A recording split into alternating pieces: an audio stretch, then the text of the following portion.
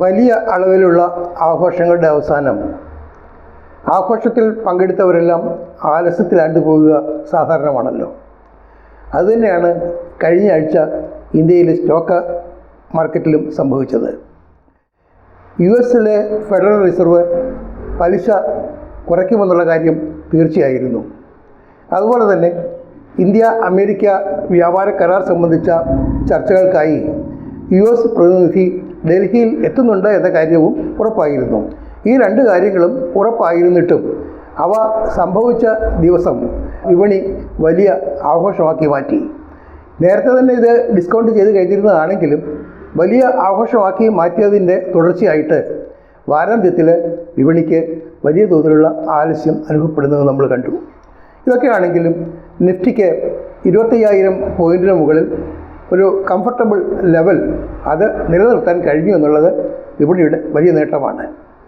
ഈ സാഹചര്യത്തിൽ സെപ്റ്റംബർ 22 മുതൽ 26 വരെയുള്ള വ്യാപാര ദിനങ്ങളിൽ ഓഹരി വിപണിയുടെ പ്രകടനം ഏത് തരത്തിൽ ആയിരിക്കുമെന്നത് സംബന്ധിച്ച ഒരു പ്രിവ്യൂ ആണ് ഫോക്കസ് ഓൺ ഫൈനാൻസ് ഈ വീഡിയോയിലൂടെ അവതരിപ്പിക്കുന്നത്. നമ്മൾ ഓർക്കേണ്ടതായ വലിയൊരു കാര്യം 2025-ൽ ഏറ്റവും മോശമായ പ്രകടനം കാഴ്ചവെച്ച ഓഹരി വിപണികളിലൊന്ന് ഇന്ത്യയിലേതായിരുന്നു എന്നതാണ്.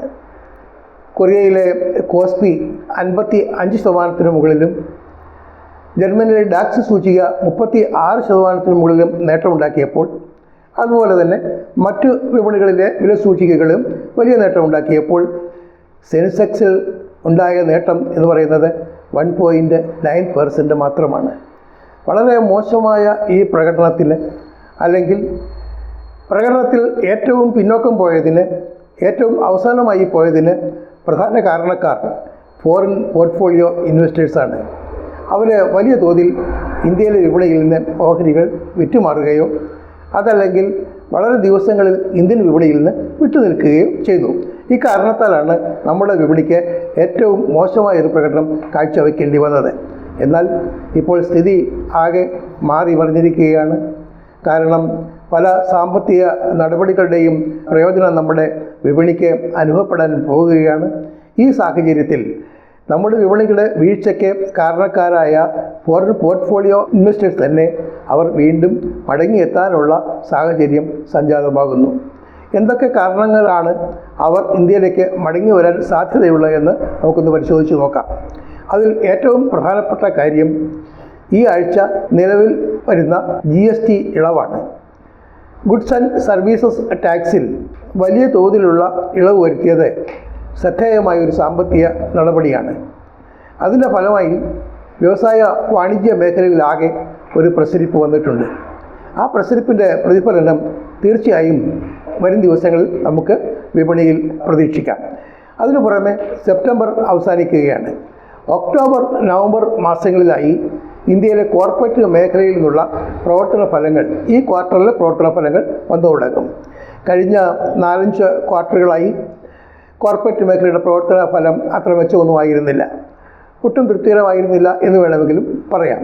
ആ സാഹചര്യത്തിൽ നിന്ന് വ്യത്യസ്തമായി ഈ ക്വാർട്ടറിൽ, അതായത് നടപ്പ് ക്വാർട്ടറിൽ വളരെ മെച്ചപ്പെട്ട പ്രകടനമാണ് കോർപ്പറേറ്റ് മേഖലയിൽ നിന്ന് പ്രതീക്ഷിക്കുന്നത്. ആ കണക്കുകൾ പുറത്തു വരുന്നതോടുകൂടി വിപണി കൂടുതൽ ഉത്സാഹഭരിതമാകുമെന്നുള്ള പ്രതീക്ഷയാണ് നിലനിൽക്കുന്നത്. അങ്ങനെയെങ്കിൽ വിപണി വിദേശ നിക്ഷേപകർക്ക് കൂടുതൽ ആകർഷകമാകുകയും ചെയ്യും. ഇതിനൊക്കെ പുറമെ വളരെ പ്രധാനപ്പെട്ട ഒരു കാര്യം ഇന്ത്യയും അമേരിക്കയും തമ്മിലുള്ള വ്യാപാര കരാറിൻ്റെ സാധ്യത കൂടുതൽ തെളിഞ്ഞു വരുന്നു എന്നതാണ്. പ്രസിഡന്റ് ട്രംപിൻ്റെ മനസ്സിൽ പെട്ടെന്ന് മാറ്റമൊന്നും ഉണ്ടാകുന്നില്ലെങ്കിൽ നവംബർ 30 മുമ്പായി തന്നെ ഇന്ത്യയും അമേരിക്കയും തമ്മിലൊരു വ്യാപാര കരാർ സാധ്യമാകും എന്ന സൂചനകളാണ് ഇപ്പോൾ ലഭിക്കുന്നത്. ഇന്ന് മാത്രമല്ല, റഷ്യയിൽ നിന്ന് ക്രൂഡ് ഓയിൽ വാങ്ങിക്കുന്നതിൻ്റെ പേരിൽ ഇന്ത്യക്ക് മേൽ ഏർപ്പെടുത്തിയ 25% പിഴത്തീരുവ അത് പിൻവലിക്കാനും സാധ്യതയുണ്ട്. അങ്ങനെയെങ്കിൽ പിന്നെ അവശേഷിക്കുന്നത് 25% തീരുവ മാത്രമാണ്. അത് കരാറിൻ്റെ ഫലമായിട്ട് ഒരു 10%-ലേക്കോ അതല്ലെങ്കിൽ 15%-ലേക്കോ താഴുമെന്ന പ്രതീക്ഷയാണ് ഉള്ളത്. അങ്ങനെ ഒരു കരാർ സാധ്യമാകുകയാണെങ്കിൽ തീർച്ചയായും ഇന്ത്യയുടെ വ്യവസായ വാണിജ്യ കാലാവസ്ഥയിൽ അതിൻ്റേതായ വലിയ മെച്ചം നമുക്ക് അനുഭവപ്പെടും. എന്ന് മാത്രമല്ല, അത് കയറ്റുമതി വ്യാപാര മേഖലയെ വലിയ തോതിൽ സ്വാധീനിക്കുകയും ചെയ്യും, പ്രയോജനപ്പെടുകയും ചെയ്യും. മറ്റൊന്ന്, US ഫെഡറൽ റിസർവ് ഇപ്പോൾ വരുത്തിയിരിക്കുന്ന 0.5% ഇളവിന് പുറമെ ഈ വർഷം തന്നെ 2 തവണ കൂടി പലിശയിൽ ഇളവ് വരുത്തുമെന്ന സൂചനകളാണ്. അതായത് 0.5% വീതം 2 തവണ കൂടി പലിശ ഇളവ് വരുത്തുമെന്നാണ് ഇപ്പോൾ ലഭിക്കുന്ന സൂചനകൾ. അങ്ങനെയാണെങ്കിൽ, അതായത് പലിശ അവിടെ കുറയുകയാണെങ്കിൽ US ട്രഷറി ബോണ്ടുകൾ, അതുപോലെ തന്നെ ബാങ്ക് നിക്ഷേപം, ഇവയൊക്കെ തന്നെ അനാകർഷകമായി മാറുകയും അവിടെയൊക്കെ പണം നിക്ഷേപിച്ചിരിക്കുന്ന നിക്ഷേപകർ അവർ ഇന്ത്യൻ വിപണിയിലേക്ക് തിരിച്ചെത്തുകയും ചെയ്യും. ഇപ്പോൾ ചൈനയിലേക്കും ഇന്തോനേഷ്യയിലേക്കും കൊറിയയിലേക്കും തായ്ലൻഡിലേക്കൊക്കെ പോയിരിക്കുന്ന വിദേശ നിക്ഷേപകർ അവർ ഇന്ത്യൻ വിപണിയിലേക്ക് മടങ്ങി വരാനുള്ള സാധ്യതയാണ് അതും സൂചിപ്പിക്കുന്നത്. ഇതിനു പുറമെ നമ്മുടെ GDP ഗ്രോത്ത്, അതായത് സാമ്പത്തിക വളർച്ച, ആ സാമ്പത്തിക വളർച്ച 6.5% മുതൽ 6.7% വരെ ആയിരിക്കും ഈ വർഷം എന്ന കാര്യത്തിൽ ഏറെക്കുറെ തീരുമാനമായിട്ടുണ്ട്. ഈ അനുമാനം ശരിയാണെങ്കിൽ അതും നമ്മുടെ വിപണിക്ക് വലിയ നേട്ടമായിരിക്കും. പിന്നെ ഒന്നുള്ളത് ഇൻഫ്ലേഷൻ്റെ റേറ്റാണ്, അതായത് പണപ്പെരുപ്പത്തിൻ്റെ നിരക്ക്. പണപ്പെരുപ്പത്തിൻ്റെ നിരക്ക് വളരെ കുറഞ്ഞ നിലവാരത്തിലാണിപ്പോൾ. അത് 3% മുകളിലേക്ക് പോകാതെ 2%-നും 3% ഇടയിലുമായി നിലനിർത്താൻ നമുക്ക് സാധിച്ചിട്ടുണ്ട്. ഇത് വലിയൊരു നേട്ടമാണ്.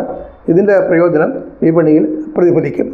ഇതിനൊക്കെ പുറമെ ശ്രദ്ധേയമായ മറ്റൊന്ന് ഗവൺമെൻറ്റിൻ്റെ റവന്യൂ ആണ്.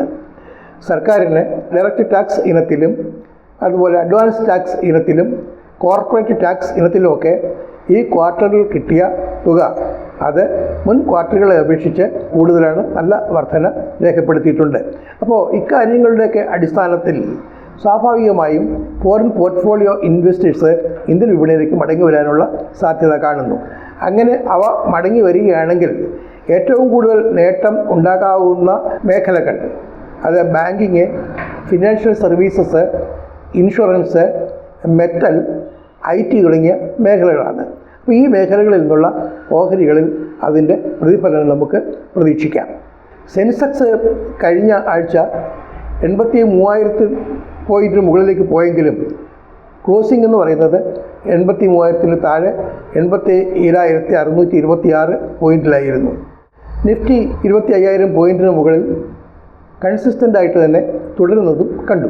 നിഫ്റ്റിയും ബാങ്ക് നിഫ്റ്റിയും സാമാന്യം നല്ല ഉയർച്ചയാണ് രേഖപ്പെടുത്തിയത്. നിഫ്റ്റിയിലെ ഉയർച്ച 0.85% ആയിരുന്നു. നിഫ്റ്റിയിലെയും ബാങ്ക് നിഫ്റ്റിയിലെയും നില, അവസാന നില സൂചിപ്പിക്കുന്നത്, അതായത് വിപണി ലോങ് ടേം ഒരു മൂവിങ് ആവറേജിന് മുകളിലാണ് തുടരുന്നത് എന്നാണ്. ചാർട്ടുകളുടെ അടിസ്ഥാനത്തിലാണിത് പറയുന്നത്. അങ്ങനെ സൂചിക, നിഫ്റ്റി സൂചികയും ബാങ്ക് നിഫ്റ്റിയും ലോങ് ടൈം മൂവിങ് ആവറേജിന് മുകളിൽ തുടരുന്നതിനാൽ അതൊരു ബുള്ളിഷ് ട്രെൻഡ് സൂചിപ്പിക്കുന്നുണ്ട്. അതായത് വരുന്ന ദിവസങ്ങളിൽ വിപണിയിൽ നിന്ന് കയറ്റം തന്നെ പ്രതീക്ഷിക്കാവുന്ന സാഹചര്യം. നിഫ്റ്റിക്ക് പ്രതീക്ഷിക്കാവുന്ന ഒരു പ്രതിരോധം എന്ന് പറയുന്നത് റെസിസ്റ്റൻസ് ലെവൽ, അത് 25,600-നും 25,650 നിലവാരത്തിനിടയ്ക്കാണ് ഒരു റെസിസ്റ്റൻസ്, കാര്യമായ റെസിസ്റ്റൻസ് പ്രതീക്ഷിക്കാവുന്നത്. ഇനി എന്തെങ്കിലും കാരണവശാൽ വിപണി താഴേക്ക് പോവുകയാണെങ്കിൽ നിഫ്റ്റിക്ക് ലഭിക്കാവുന്ന സപ്പോർട്ട്, അതും ശക്തമായ സപ്പോർട്ട് തന്നെയാണ്, അത് 25,150 പോയിൻ്റാണ്. അതിനാൽ ഈ വരും ദിവസങ്ങളിൽ പ്രതീക്ഷയ്ക്ക് വലിയ വകയുണ്ട്. ഇനി ഡിവിഡൻഡ് നൽകുന്നതുമായിട്ട് ബന്ധപ്പെട്ട് ചില കമ്പനികളുടെ ഓഹരികൾ ഈ ദിവസങ്ങളിൽ എക്സ് ഡേറ്റ് വിഭാഗത്തിലേക്ക് മാറുന്നുണ്ട്. അങ്ങനെ എക്സ് ഡേറ്റ് വിഭാഗത്തിലേക്ക് മാറുന്ന ഓഹരികൾ ഏതൊക്കെയാണെന്ന് നോക്കാം.